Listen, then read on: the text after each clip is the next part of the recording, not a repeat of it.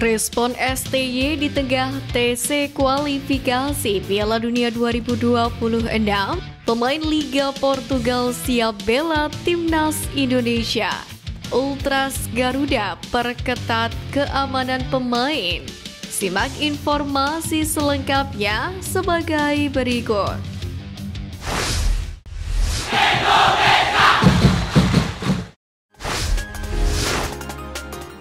TC kualifikasi Piala Dunia digeber, STY respon ASEAN Cup 2024.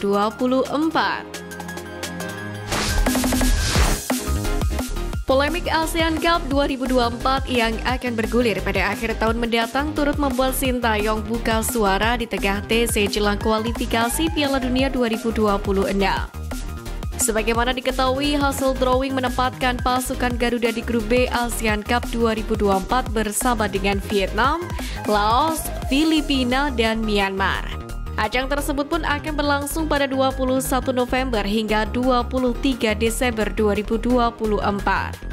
Menanggapi hasil drawing ini, STY berespon positif dan memprediksi bahwasanya Timnas Indonesia akan lolos ke babak semifinal bersama dengan Thailand, Vietnam, dan Malaysia.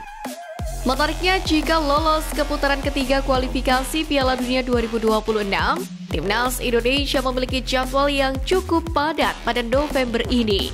Setelah menjalani laga matchday ke-5 dan 6, Garuda Muda pun akan langsung ikut ASEAN Cup yang mulai 21 November. Sintayong pun membuka kemungkinan menurunkan dua tim untuk agenda padat tersebut. Namun dirinya masih akan mendiskusikannya dengan PSSI untuk lebih detailnya. Sintayong menegaskan tetap memprioritaskan ajang yang lebih besar, yakni kualifikasi Piala Dunia 2026. Pelatih 53 tahun itu pun menghimbau para supporter untuk jangan terkurung di level Asia Tenggara saja.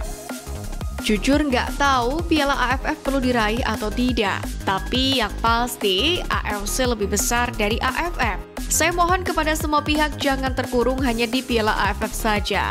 Tapi ya kita majukan diri kita supaya kita bisa melihat yang lebih besar seperti AFC atau FIFA Piala Dunia. Jelas Sintayong. Saat ini Sintayong sendiri lebih memilih fokus pada siapan Timnas Indonesia jelang menghadapi Irak dan Filipina. Berbagai menu latihan pun telah dilahap para punggawa Garuda meski harus berjuang sedikit keras.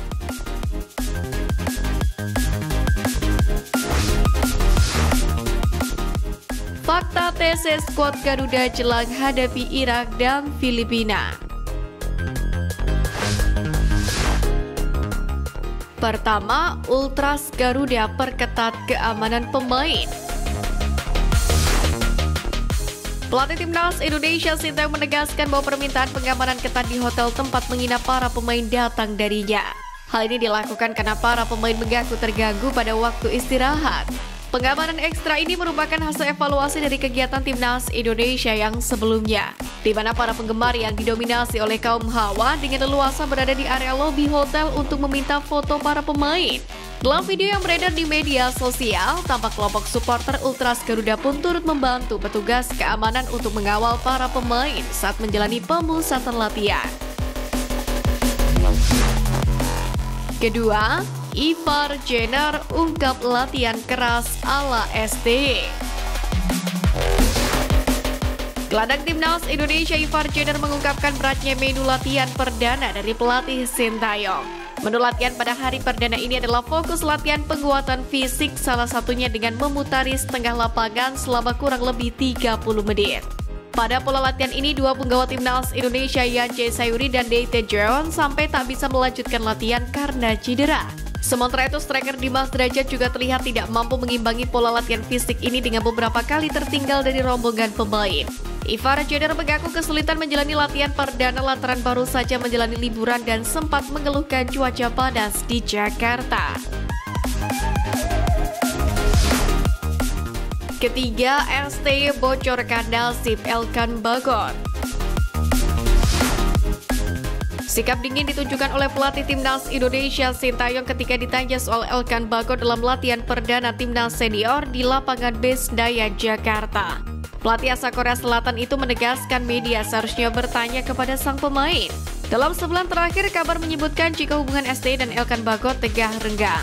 Sikap Elkan Bagot yang tidak menanggapi panggilan untuk playoff Olimpiade 2024 kemarin disebut-sebut sebagai pemicunya. Elkan Bagot sendiri sebelumnya merupakan pemain andalan STY di lini belakang Timnas Indonesia.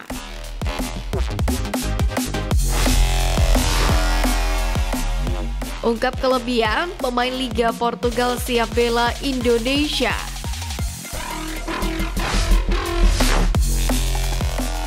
Kabar menarik datang dari pemain keturunan Indonesia yang bermain di Portugal mengaku siap kembali ke tanah air demi memberikan kontribusi bagi tim nasional. Pemain tersebut yakni Danilson Silva.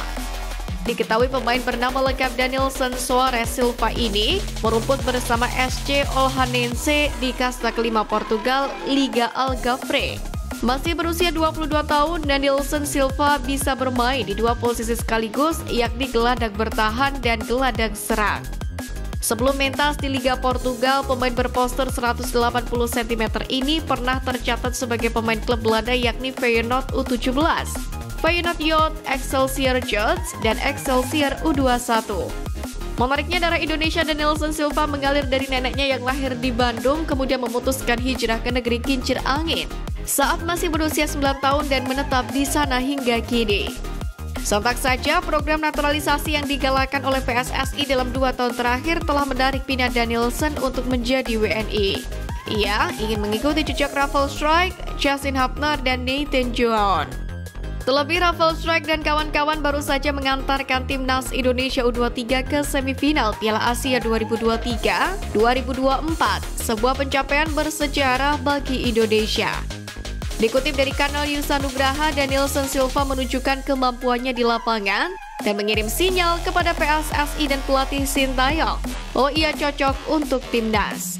Bahkan sebagai pemain, Danilson mengaku terus berusaha memperbaiki diri dan memperbaiki kelemahannya.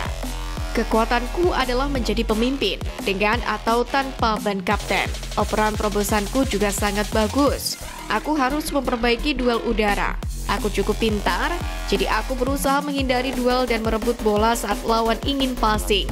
Aku juga punya tendangan yang bagus, ujar Danilson.